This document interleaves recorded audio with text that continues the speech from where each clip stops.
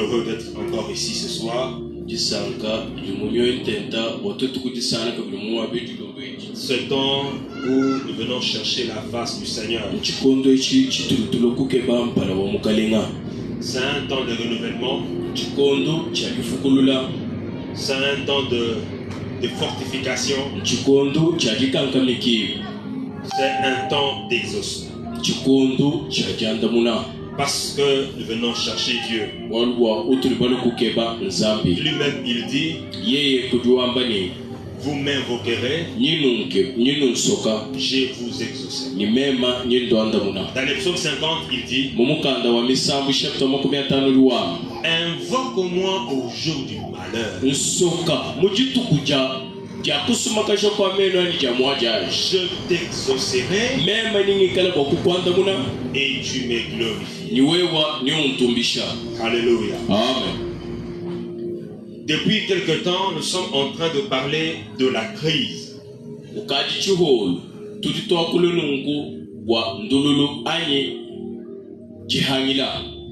Et nous ne parlons pas de la crise comme celle qui vient nous prendre et nous emporter dans son courant.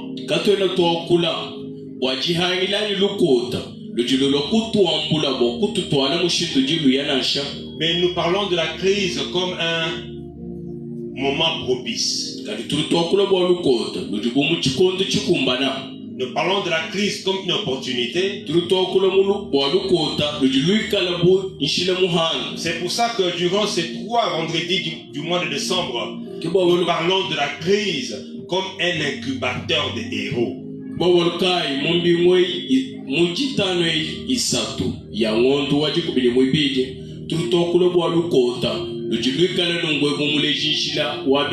On avait dit grosso modo que la crise était comme ce dysfonctionnement.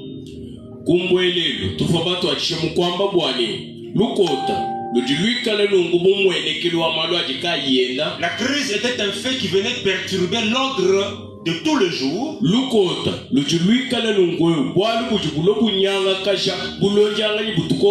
Et qui par sa force peut instaurer un chaos. Et nous, dans ce que nous sommes en train de faire durant les 3 semaines,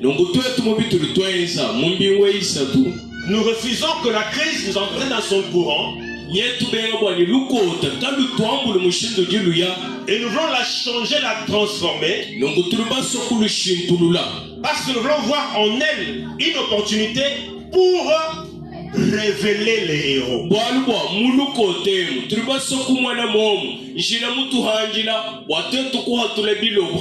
Alors nous avons dit que la crise, plutôt qu'être fatale, doit être perçue comme un incubateur des héros.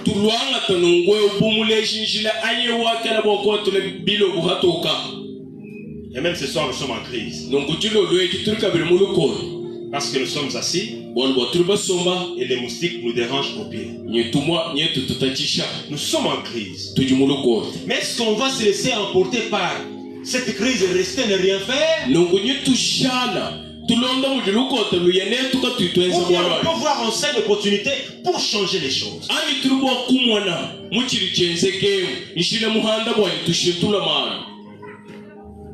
On a dit que la crise, ça peut être... C'est tout ce qui vient déranger. Tout ce qui vient perturber.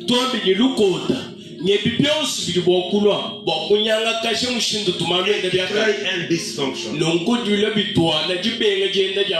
un incubateur, on a dit carrément que c'était la couveuse.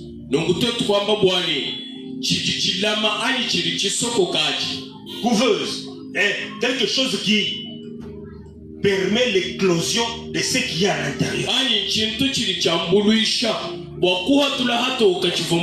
Ça veut dire que la crise vient comme un révélateur du héros qui se cache en toi. Il n'y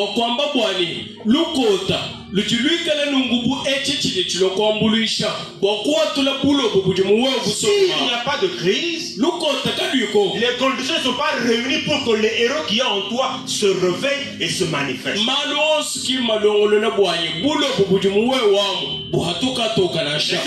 Donc quand il y a la crise, ça veut dire que le mal est propice. Il y a un héros qui est caché en toi, que la crise rend favorable comme moment de son éclosion.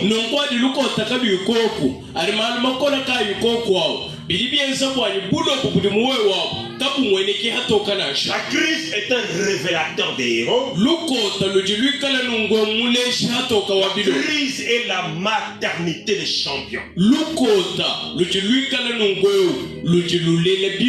a illustré en disant que on ne monte pas de grade de général si on n'a pas connu une crise dans laquelle on est sorti victorieux et on monte des grades.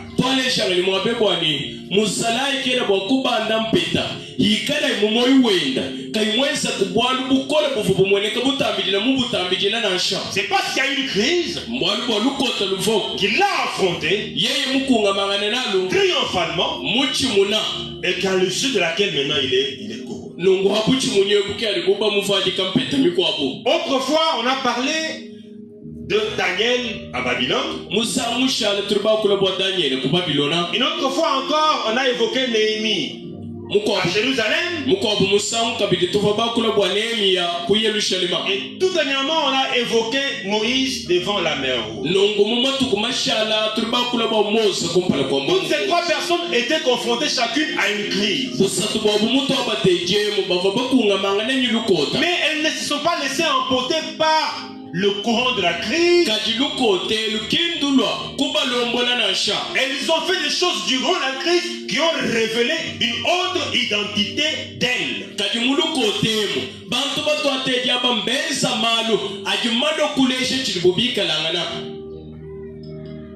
Daniel à Babylone, tout le monde était allé vers l'adoration du faux Dieu. On a dit que personne ne puisse prier. 30 jours. Et lui s'est révélé héros en refusant ça et en priant. On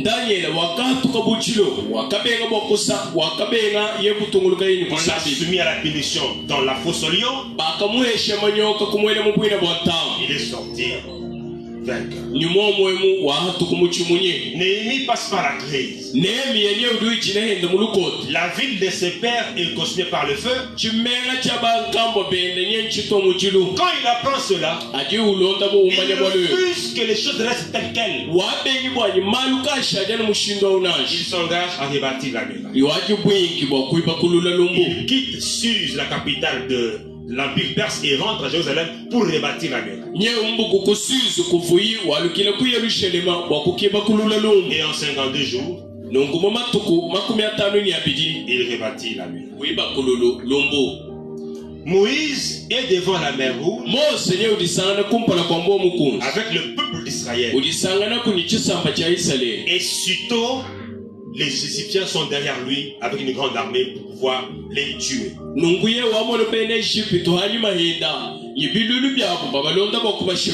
que tout le monde crie à la panique, Moïse se révèle être un homme de foi. Il assure le peuple en lui disant: les Égyptiens que vous voyez aujourd'hui,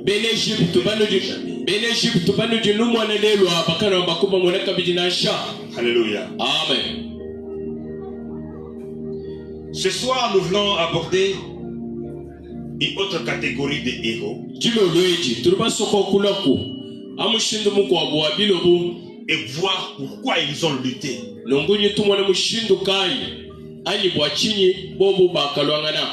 Nous sommes dans 1 Roi 17, verset 1er.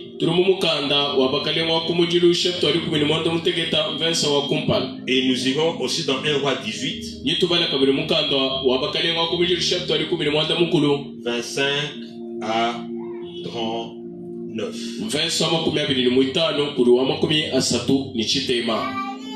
Élie le Tishbite, l'un des habitants de Galad, dit à Akab: l'Éternel est vivant, le Dieu d'Israël dont je suis le serviteur. Il n'y aura ces années-ci ni rosée ni pluie, sinon à ma parole. 18, verset 89. Nous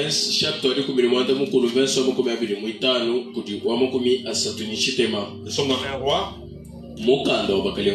Élie dit au prophète de Baal, choisissez pour vous l'un des taureaux, préparez-les les premiers, car vous êtes les plus nombreux. Et invoquez le nom de votre Dieu, mais ne mettez pas le feu. Ils prirent les taureaux qu'on leur donna et les préparèrent, et ils invoquèrent le nom de Baal depuis le matin jusqu'au soir, en disant, Baal, réponds-nous. Mais il n'eut ni voix, ni réponse. Et ils sautaient devant l'autel qu'ils avaient fait. À midi, Élie se moqua d'eux et dit, criez à haute voix, puisqu'il est Dieu, il pense à quelque chose, ou il est occupé, ou il est en voyage, peut-être qu'il dort, et il se réveillera. Et ils crièrent à haute voix, et ils se firent, selon leur coutume, des incisions avec des épées, avec des lances, jusqu'à ce que le sang coule sur eux.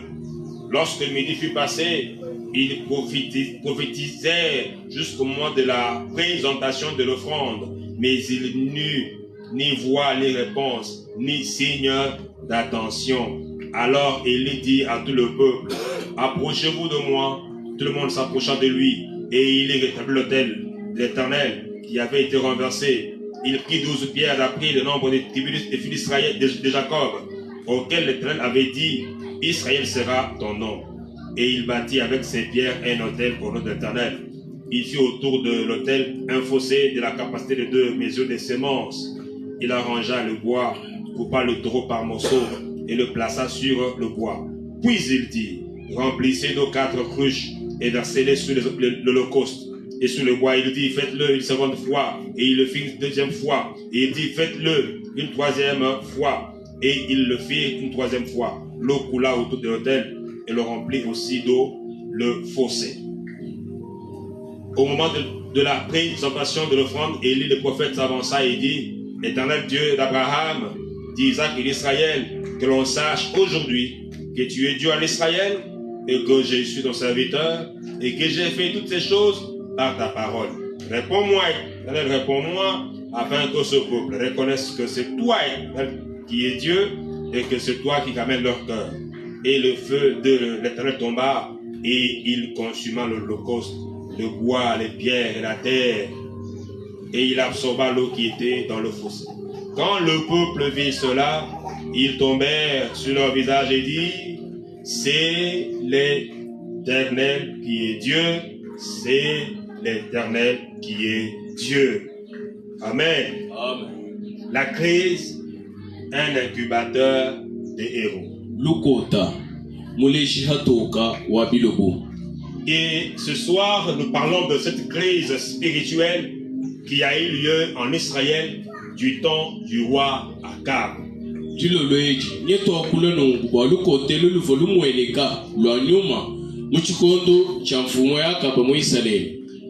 Le roi Akab a régné sur Israël au 9e siècle avant Jésus-Christ.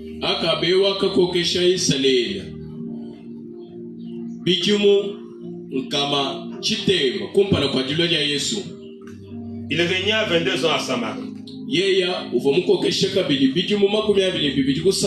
Mais les Écritures révèlent que Akab n'avait pas été un bon roi. Parce que c'est un roi qui a marché dans l'idolâtrie.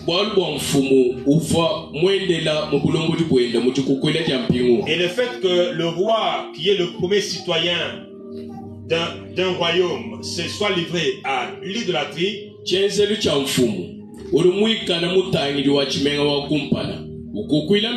avait sûrement de l'influence sur la population elle-même, qui sûrement était déjà entraîné dans ce courant, et l'idolâtrie battait le plein en Israël à Samarie.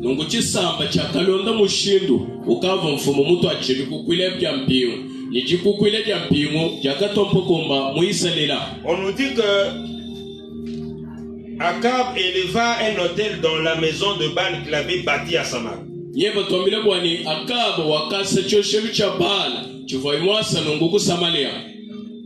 Et il fit aussi une idole d'Astarté. Ce sont des dieux phéniciens. Baal et Astarté, qui sont considérés comme les dieux de l'amour, de la fécondité et de la pluie.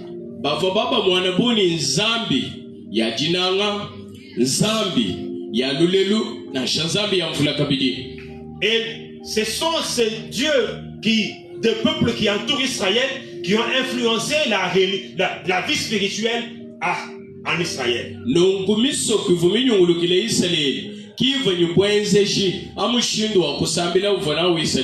Et c'est durant cette crise spirituelle, ce déclin, qu'apparaît le prophète Élie.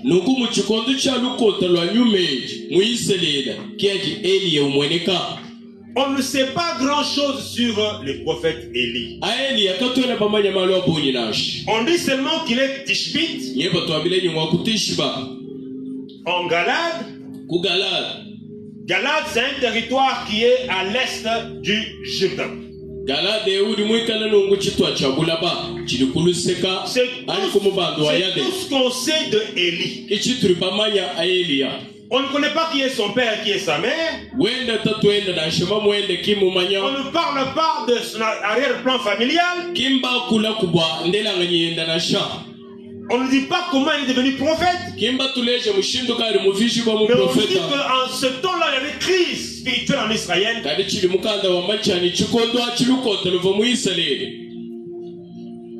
On a vu Élie parler au roi Akab. Mais au regard de ce qu'il fait comme travail, nous sommes certains de son appel. Parce que ce qu'il a fait en tant que prophète en Israël avait eu un impact suffisamment grand sur le peuple d'Israël.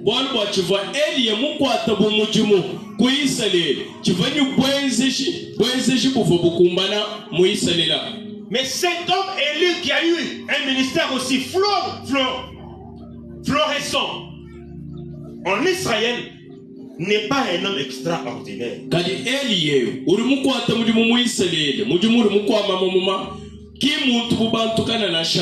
Non, il n'est pas extraordinaire. Élie est un homme ordinaire.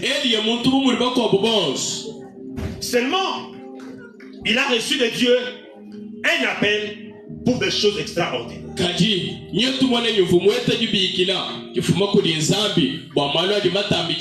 Alors, parce que le peuple et le roi croient que Baal et Astarté, c'est eux qui détiennent le monopole de faire pleuvoir sur la terre,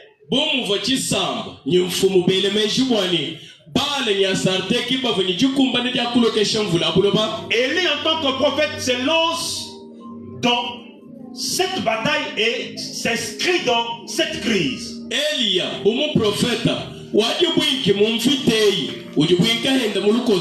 Le peuple et son roi sont à la dérive. Lui, en tant que prophète, il refuse de rester les bras croisés. Il trouve que cette crise qui s'est installée en Israël le concerne. Et qu'il ne peut pas ne rien faire. Alors il veut dire au roi, parce que tu crois que ton Dieu que tu invoques là-bas, c'est lui qui fait tomber la pluie sur la terre.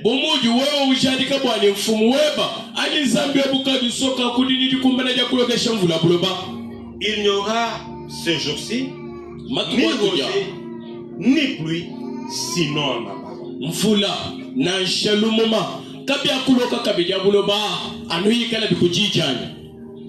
Élie est l'instrument de Dieu, choisi par lui pour faire plier devant lui le peuple d'Israël devenu infidèle.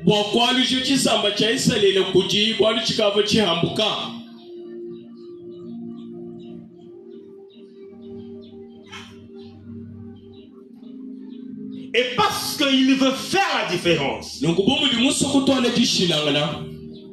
Ça veut dire que Élie a refusé d'être entraîné par le courant de l'idolâtrie.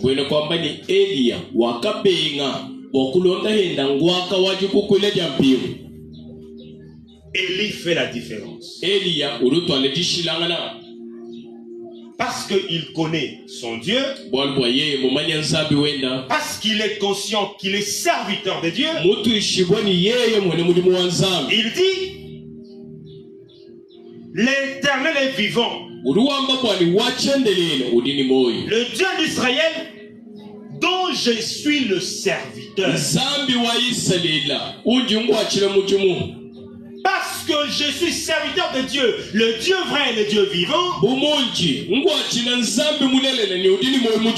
Et que vous, peuple d'Israël et votre roi, vous avez changé de culte pour commencer à adorer un autre Dieu.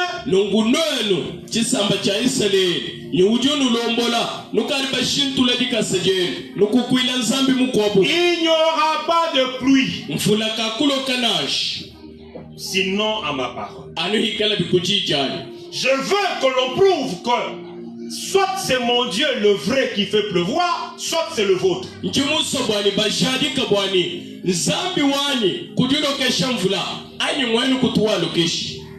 Élie, par son attitude, est le témoin de la race qui se garde pure et refuse toute compromission.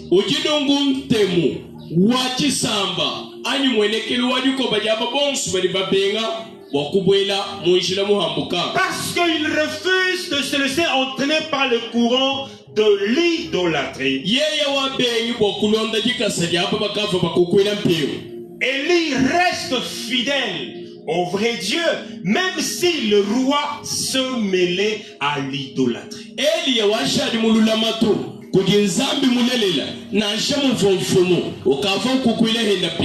Il reste intrépide dans sa dévotion à Dieu.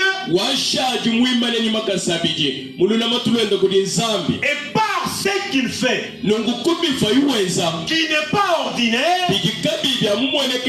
Élie se révèle être un personnage extraordinaire. Nous avons dit que les héros ne sont pas des hommes de haute naissance. Les héros ne sont pas nés avec des signes particuliers. Les héros sont des hommes ordinaires, mais qui au courant de la vie se distinguent par des actes extraordinaires. Du temps d'Élie, adorer Baal et Astarté est normal. Mais lui, en tant que lui, trouve que ce n'est pas normal. Il révèle les héros qui ont. Les héros n'ont pas besoin de voir si tout le monde fait déjà ou bien il ne fait pas. Parce que lui connaît déjà ce qu'il faut faire. Et il s'y engage et fait abstraction de l'opinion régnante. Et lui ne se dit pas, mais quand dira-t-on?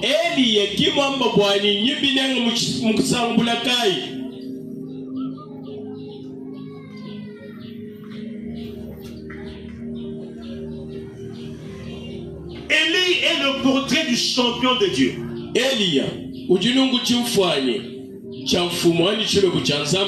Fidèle,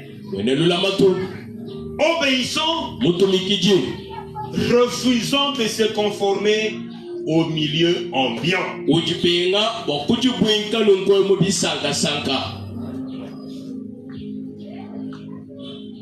Et ce qu'il fait, il s'attire le courroux du roi. Alléluia. Amen. On n'est pas héros seulement quand tout va bien. D'ailleurs, l'héroïsme c'est surtout quand c'est périlleux. L'égoïsme, c'est quand il y a un danger qui nous guette. L'égoïsme marche de pair avec le péril. Quelqu'un a dit un jour, il n'y a pas de héros sans histoire. Et les histoires dans lesquelles on parle des héros ne sont pas des histoires plaisantes, c'est des histoires périlleuses. Les héros se distinguent face au danger. Et c'est là qu'ils manifestent leur bravoure, leur héroïsme.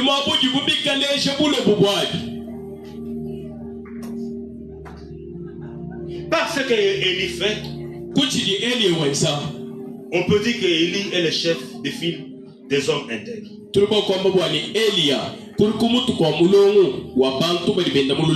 Pourquoi?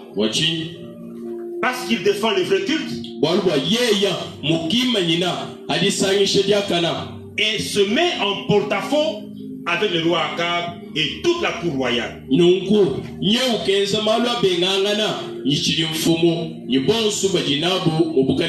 N'oublions pas que le roi Akab a épousé une femme qui s'appelle Jézabel. C'est elle qui est d'origine étrangère par rapport à Israël. Et c'est elle qui a amené le culte au faux Dieu en Israël.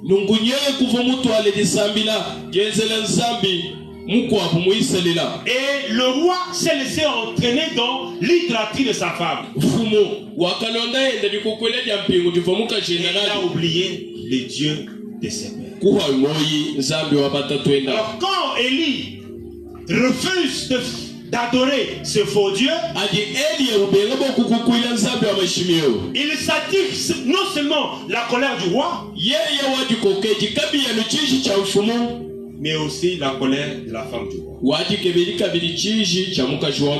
Et la femme du roi est une femme cynique. C'est une femme méchante. Il n'a pas de manière de faire propre à la loi de Dieu. Ces références en termes de traitement des opposants sont les références de la syrophénicie.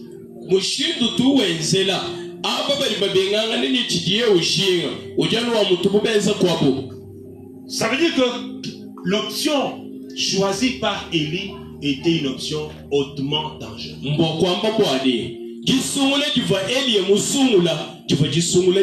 Parce que parfois, on peut être en désaccord avec le roi. On peut dire, mais la seule personne qui l'a alors chez sa femme, plaider ton cas.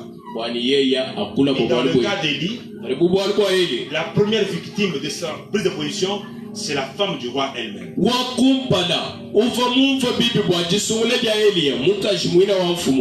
Elle peut dire au roi, il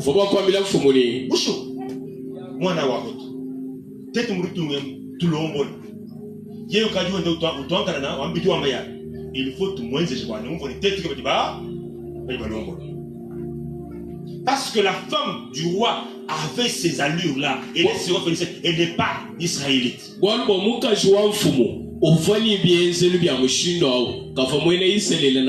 Rappelez-vous de ce qu'elle a fait à Naboth. Alléluia. Amen. Ceci révèle exactement sa nature et son caractère. Alors, Élie, en s'opposant à l'idolâtrie qui a amené la femme du roi, s'oppose à toute la cour royale. Elia, mukutonganana, kujikukwila jampiyo, jamfumo, nyezubwende wabukalenga, nyeufa, mukatoka bilingana kuji, musoku mushima. Et là, il s'aimait grandement en danger. Je vois quand il le faisait, de nos jours on peut dire, vous les gens tu voyais où se coutit les gens chignés. Quand tu vas au hospital, tu fous moi. Les gens est-ce que même le minute où on a nié qui nous fait Wazambia. Oui, il y a bien sûr. Elia, Muhichisha. Fuka wenda, kulabola, wenda. Walu Muhita.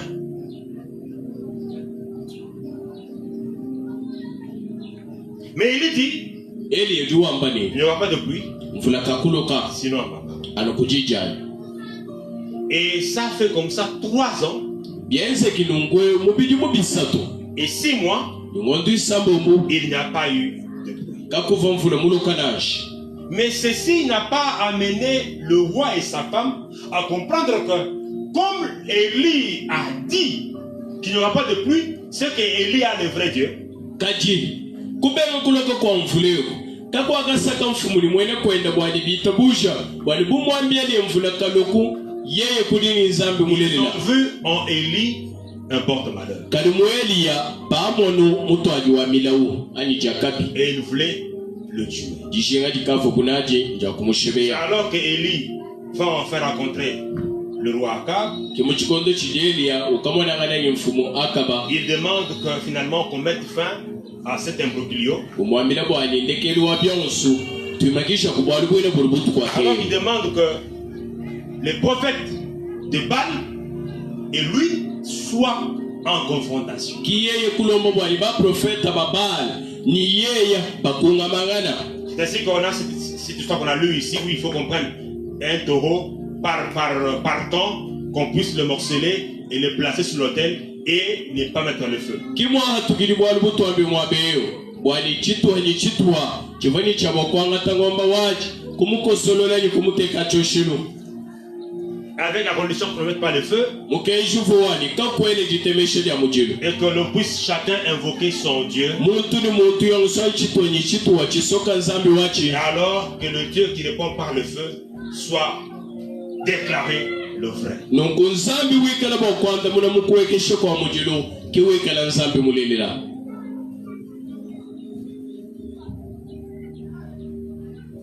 Les gens du camp de Baal ont commencé.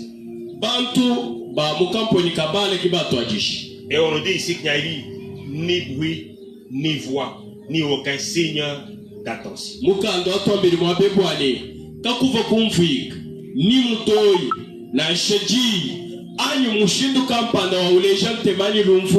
Et les après-midi,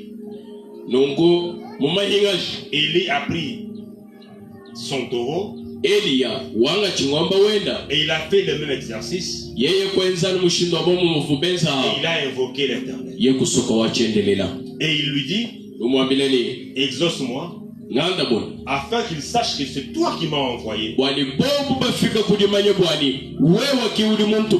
que je suis ton serviteur. Réponds-moi, Éternel. Réponds-moi. Afin que ce peuple reconnaisse que c'est toi, Éternel, et que c'est toi qui ramènes leur cœur.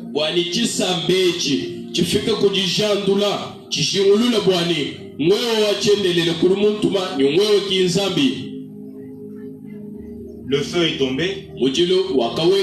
Il a consumé le front et le bois.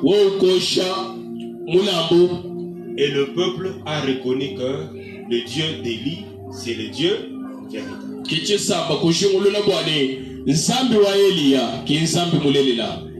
Ce qui vient de se passer avec Élie ne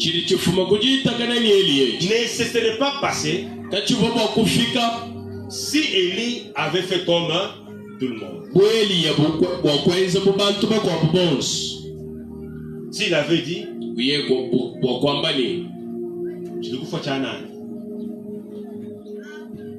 Shalom. Shalom. Tu le vois, Chana. Du tout mangé, l'inyan. Moi, quand on fume, on joue la kumiko. Wale, qui tenait ma gloire, tiens de ma gloire. Mais Élie n'a pas fait cela. Il est dans une crise sérieuse avec le roi et tout le peuple d'Israël. La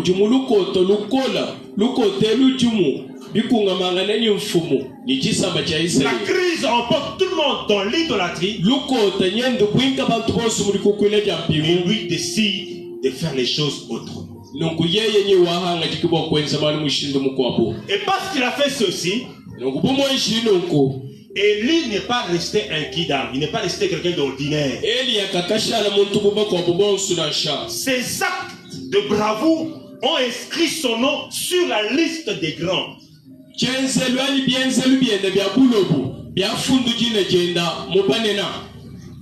Alléluia. Amen. On ne peut plus parler de prophète sans penser à Élie.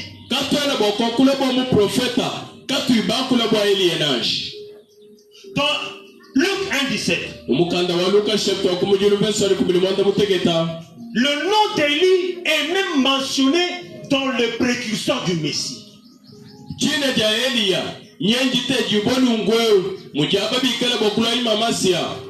Alors qu'on parle de Jean-Baptiste, on dit que Jean là,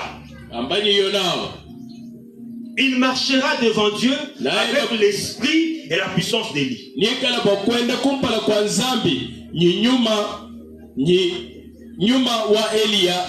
Si Élie n'avait pas ramené le cœur des Israélites au vrai Dieu du temps d'Akab,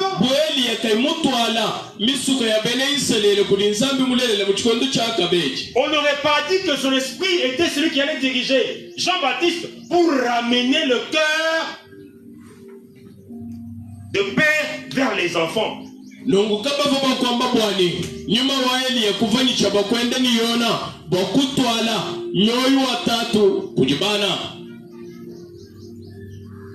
Si Élie ne s'était pas illustré par cet épisode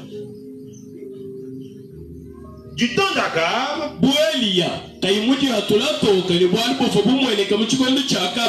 il n'allait pas apparaître à la montagne avec Moïse lors de la transfiguration.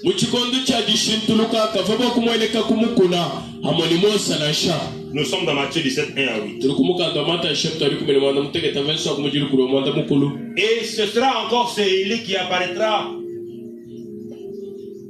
à la fin des temps comme un des témoins durant les 3 ans et demi, ou bien les 42 mois, ou bien les 1260 jours après l'enlèvement de l'église.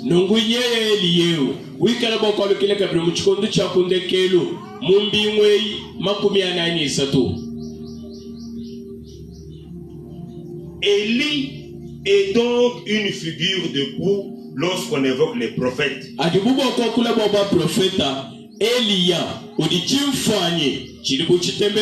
Pourtant, il a vécu après Moïse. Il a vécu après Samuel. Il a vécu après Nathan. Il a vécu après Gad. Il a vécu après Asija de Silo. Il a vécu après Jéhu. Mais parce qu'il s'est illustré par un acte de haute importance, son nom est écrit en lettres d'or dans l'histoire des enfants d'Israël. Alors on voit ce qu'il a fait. On croirait qu'il est extraordinaire. On croirait qu'il est un super-homme. On penserait qu'il serait Superman. Mais il reste un homme comme toi. Alléluia. Amen. Jacques 5, 17 le dit.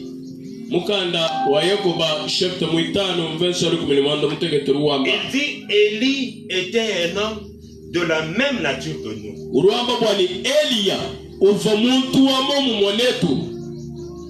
Pour être héros, on n'a pas besoin de naître autrement. Pour être héros, il faut seulement poser les actes autrement.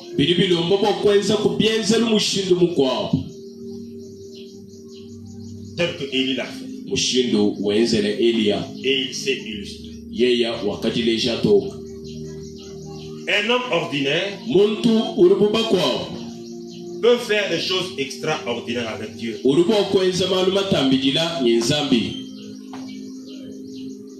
Mais celui qui sait quoi extraordinaire est moins qu'ordinaire.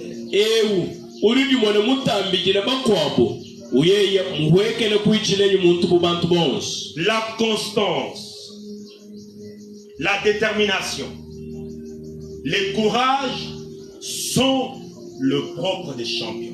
Bukitu jiji bwenka ni kwimana ikukwata ni manzambiji kichiri chikala nunkweu chibi chaba chimunye. La constance, jimana ikukwata ni manzambi, la détermination, jiji bwenka, le courage ni bukitu sont les propres des héros. ebi mbidi bimweneka ni malo aja mweneka mubilo. Les héros trouvent dans la crise une opportunité d'exceller. Bilo bunyebi mwane mulukota njile mubihanjira bwakuye kumpala. Les héros trouvent dans la crise un moyen propice pour manifester leur potentiel. Bilo bunyebi mwane mulukota njile mubihanjira bwakuwa tulatoka makadi. Le héros trouve dans la crise Bilo bunyebi un mwane temps mulukota favorable pour rester attaché à la vision de départ. Mushinduru mweneka mwakana wabashala bakwata ni manzabiji lumono luvobuna lulambeji. L'intégrité ou le vrai culte était comme l'idéal d'Élie. Nunguji sambile jimpa jijichenza mubwakana kichivana cheli mumeshenda. Et la vision de cet idéal est forte. La vision de cet idéal est forte. Lumwano lwachivana cheli mumeshenda luvolo bukola. Tellement forte que le héros, le champion, lutte pour sa réalisation.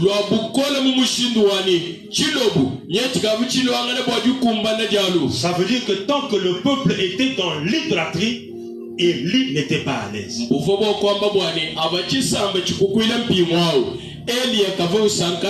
Parce que c'est ça son appel et c'est ça sa vision. Que le peuple soit voué son culte au vrai Dieu.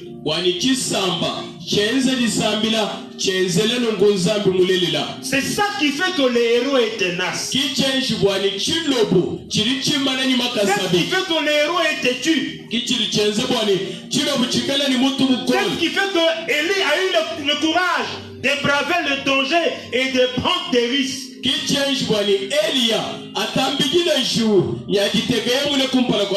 Parce qu'il avait une vision, un idéal.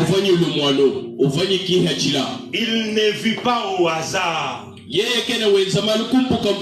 avec un rêve. Et ce rêve vient de Dieu qui l'a appelé et il a fait de lui son serviteur, son prophète.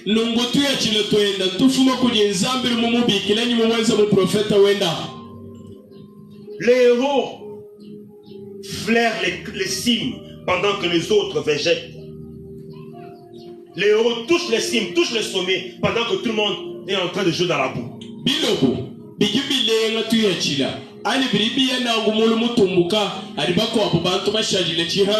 héros est un fort. Les héros est un idéaliste. Les héros, c'est celui qui ne se laisse pas entraîner ou c'est pas celui qui sera diffus dans la masse.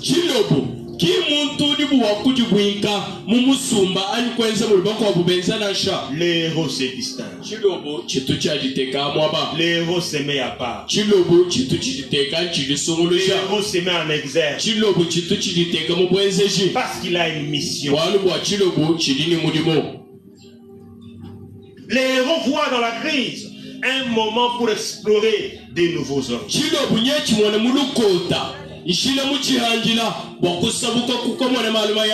Les héros voient dans la crise un moment propice, un temps de qualité pour expérimenter de nouvelles possibilités. Les héros ne voient jamais d'impossibilité. Ce qui le motive, il se dit, parce que j'y crois, c'est que c'est possible. Parce que je l'ai imaginé, c'est que c'est possible. Parce que j'y ai pensé, c'est que je peux le faire. Et là, il ne regarde plus aux obstacles. Là, il ne regarde plus à ce qui peut les dissuader. Tous les embûches, les obstacles devant lui ne signifient rien parce que ce qu'il a en lui comme idéal est plus fort.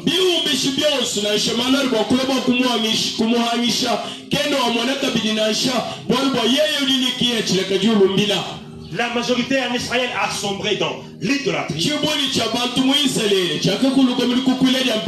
Mais Élie a fait exception. Alléluia. Élie a fait exception dans l'intégrité, dans la défense du culte au vrai Dieu.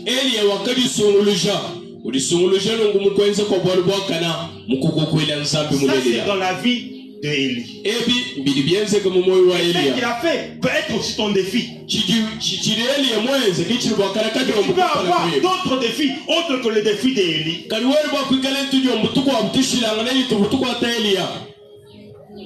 Mais défis que tu dois relever. Une crise que tu as, qui n'est pas semblable à celle de Élie, mais qui est une crise, te demande de révéler le héros qui entre. Il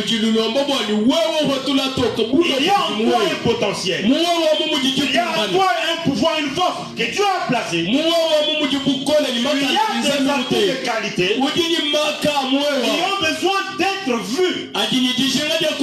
Et pour qu'elles se voient, il faut que tu puisses affronter ta crise. Ne te laisse pas entraîner par ta crise. Mais grâce à cette crise, laisse-toi être proclamé héros. Parce qu'il n'y a pas de héros qui ne sont pas passés par les histoires tragiques. Il n'y a pas de héros sans péril. L'héroïsme est attaché au péril, au danger, à la crise. Ce soir, mon frère, ma soeur, ne crois pas que ce par quoi tu passes va t'entraîner. Mais lève ta tête. Dis encore une fois que grâce à cette situation, je vais sortir héros. Je sors un champion. Ce qui m'est arrivé, ce par quoi je passe, ne va pas m'anéantir. Mais c'est une occasion potentielle pour que les possibilités qui sont encore devant moi soient exploitées.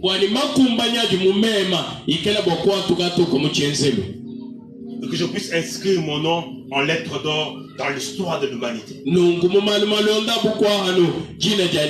pour ça que les héros innovent. Les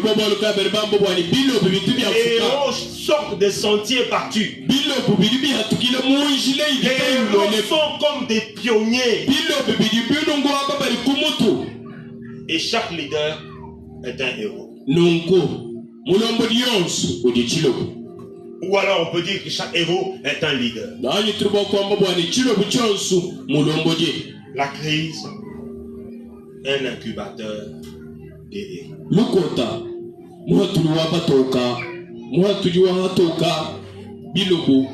Est-ce qu'on peut s'élever ce soir et adresser une pierre à Dieu? On va dire à Dieu ce soir, Seigneur, je passe par ceci ou par cela. Je refuse de me laisser entraîner par le courant de ce par quoi je passe ou par ce que je vis. Mais je vais rester focus sur ce que toi tu m'as dit par rapport à cette situation.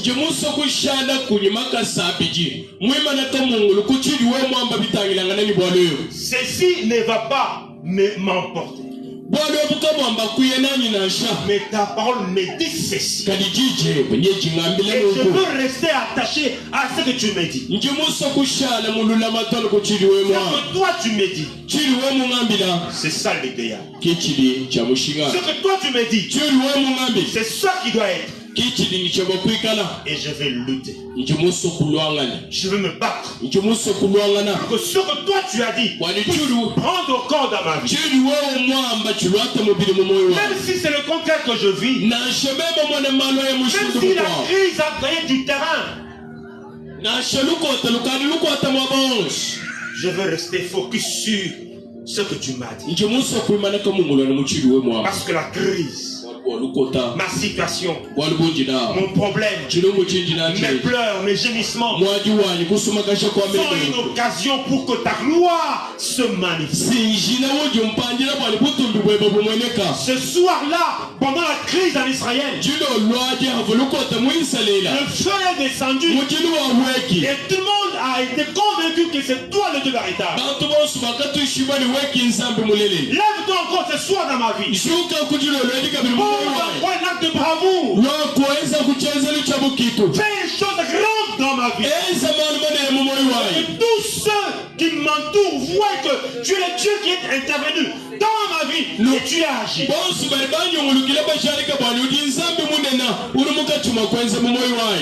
Alléluia. Alléluia.